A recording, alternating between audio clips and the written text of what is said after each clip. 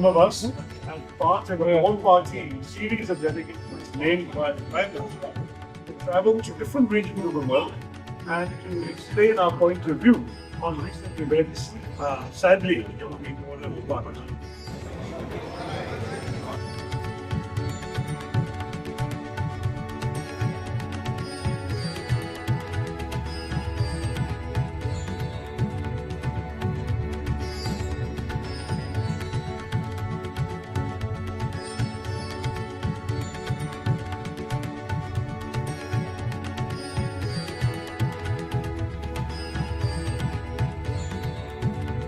Equally, we had a much broader ranging conversation about Guyana's development and the scope for India to be part of this narrative. There's a tremendous expansion taking place. Guyana, as you know, has discovered a lot of oil and gas, and with that there's tremendous infrastructural changes happening, everything from highway construction to reforming the banking sector, telecoms, all sorts of areas.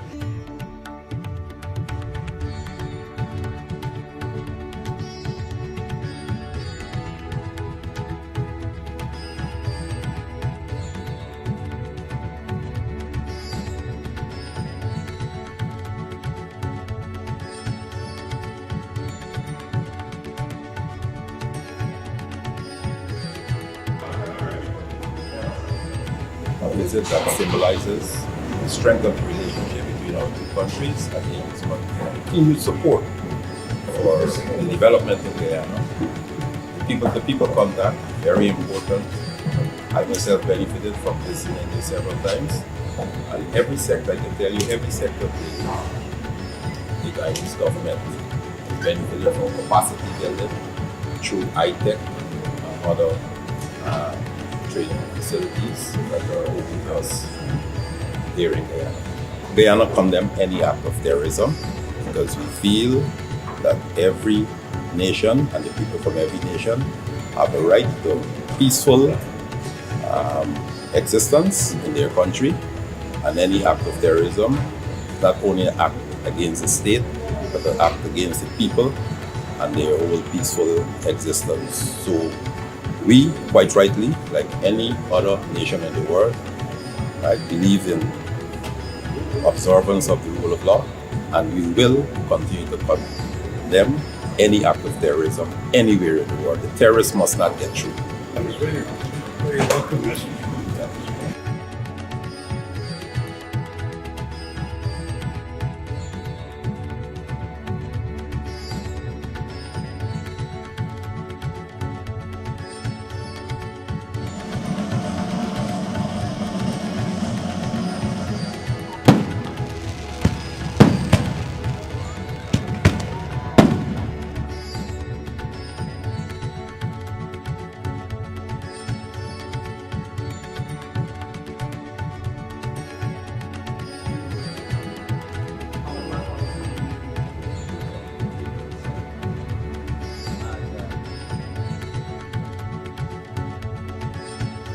We would not have wanted this issue to come and inflict itself upon us, but now that it has done so, we have responded vigorously.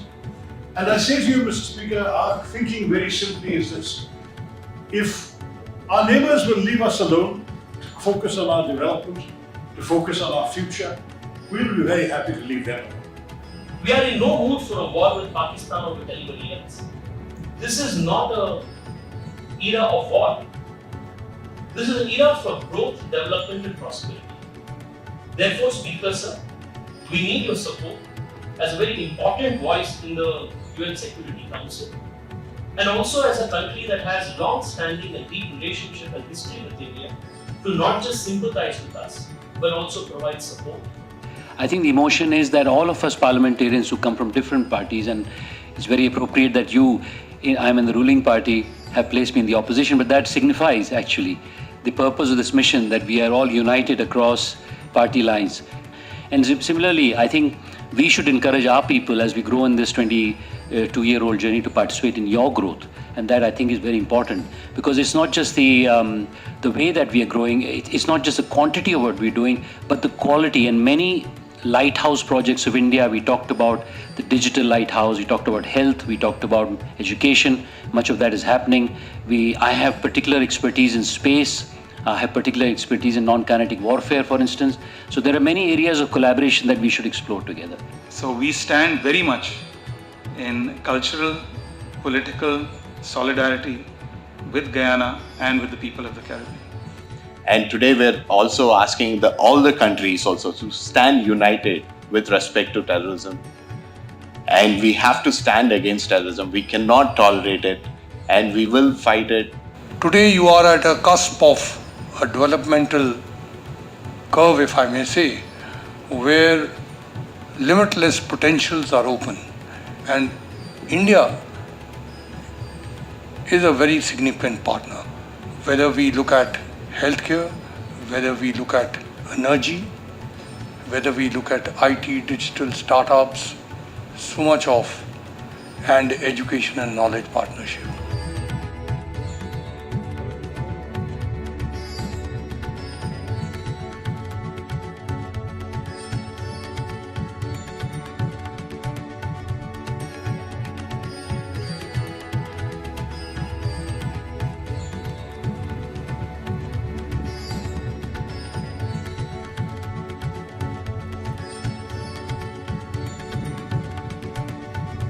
It's a monument of a ship called the Whitby, which was in 1838 the ship that brought the first load of Indian indentured servants. These are people who were essentially like slaves, except they weren't called slaves. They had to work on the basis of a contract. It was called an agreement or a girmit. So girmitya was what they were called. We have come here to raise consciousness and promote understanding about our position on the issue of terrorism and the recent events in the subcontinent. At the same time, the mission has acquired a broader resonance. It has also become a mission of friendship, of strengthening relations with Guyana, where 40% of the population is of Indian descent. And at the same time, at a time when Guyana is booming with oil and gas reserves and a lot of economic growth and development, 30% economic growth today, that is a country that also offers a lot of opportunities, which Indian businesses, Indian students, Indian labor should seize. So we see this as an exciting and important time in India-Guyana relations as well.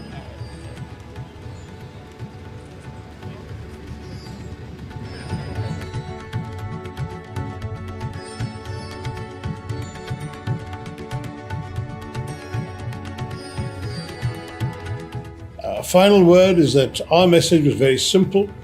We came to enhance Guyana's understanding of the rather unpleasant experiences we have been going through with terrorist attacks on our country.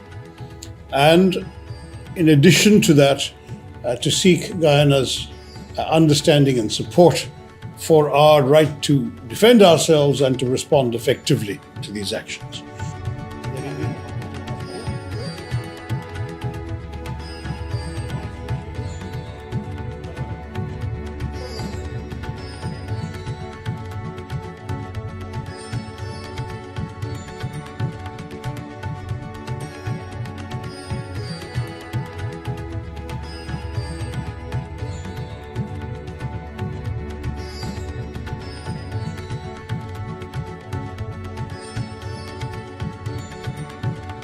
We believe that India has a duty and a responsibility to the rest of the developing world to ensure that technology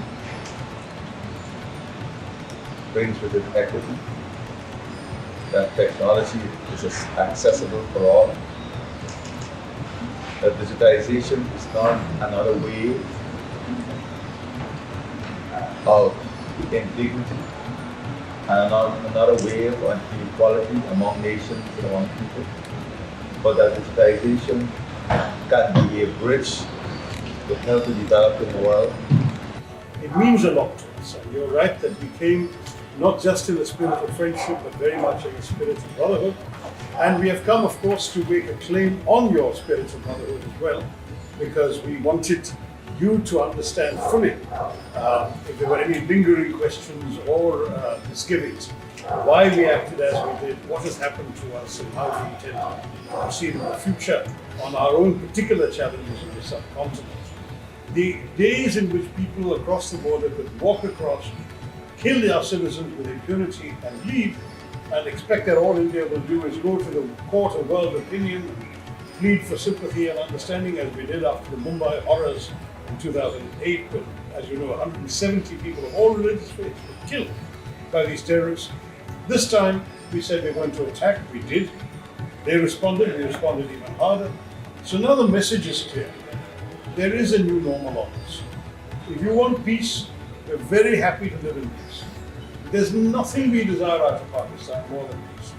Terrorism has no place in a modern society. Terrorism has no place in any aspect of life. Terrorism and extremism are two things that destroys humanity, does not add any value to humanity. And we condemn extremism and terrorism with full on.